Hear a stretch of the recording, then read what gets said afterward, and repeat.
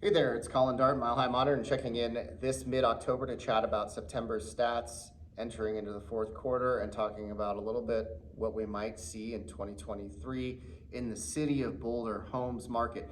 Notice this is a different video than normal. I've segmented out city of Boulder specifically from the Denver Metro, as these markets do behave somewhat similarly, but there are very important nuances to point out, and especially as we're seeing shifts nationally, statewide, and locally, it's going to be really important to segment these two markets in a different way because I anticipate they're going to be behaving slightly differently as we enter into 2023.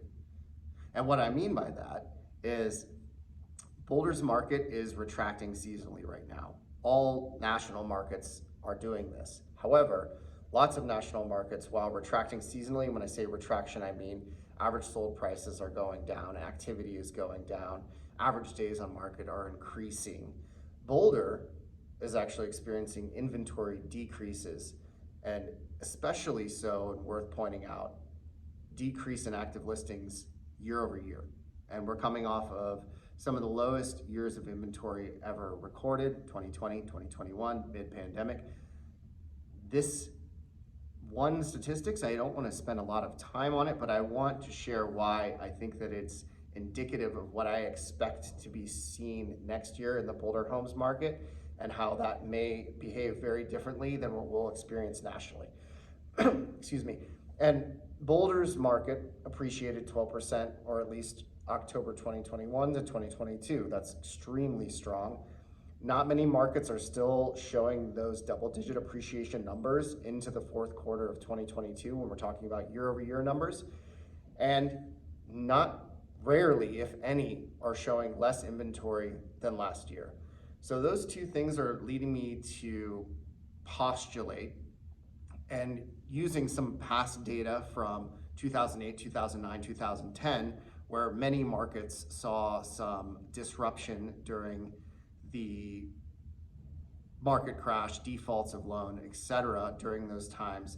That's leading me to believe that Boulder's market is going to be fairly protected if we see any disruption or discomfort due to rising interest rates, recession, inflation entering into 2023.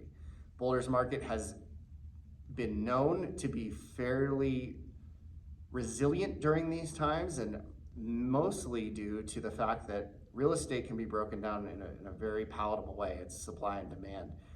And Boulder's supply is always going to be limited. We have a city that has a green belt around it that's owned by the city, so there's restrictive building out, there's restrictive building up, there's only so much land to be built on Boulder, and because of the premium of the land in Boulder, if you're gonna be building, you're not likely, but oftentimes you're scraping a house that was already a seven-figure number to acquire. So this leads me to believe that next year's 2023's market will be fairly strong. We're still gonna see deals where there's multiple offers on the sell side. If it's a well-priced home, if it's marketed well, if it's in a great neighborhood, it's gonna see some attention really if it's under $4 million or definitely under $3 million. I know that in 2021,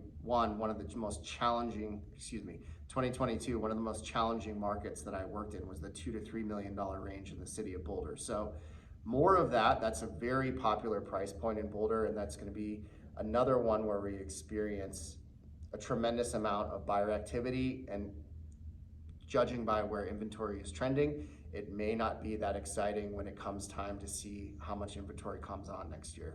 So be on the lookout for a little bit more of status quo or normalcy when it comes to the city of Boulder homes market. And when I say status quo normalcy, I mean strong appreciation, low inventory, and continued desirability of buyer demand.